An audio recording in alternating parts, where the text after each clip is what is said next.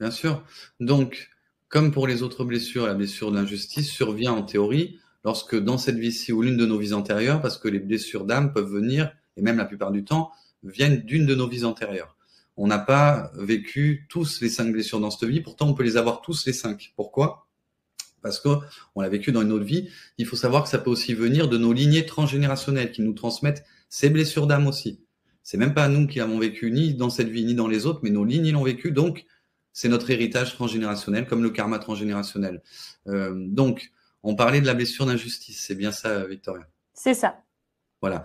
Donc la blessure d'injustice donc survient quand on a vécu logiquement des injustices, que ce soit dans cette vie-ci ou les autres.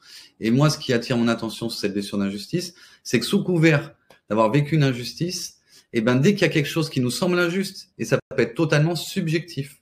Le problème avec les blessures de l'âme, c'est que ça a tendance à faire une distorsion de notre perception au niveau psychique, émotionnel, mental, physique. Bref, ça joue vraiment sur nos perceptions. On est vraiment manipulé un petit peu des fois comme des pantins par ça.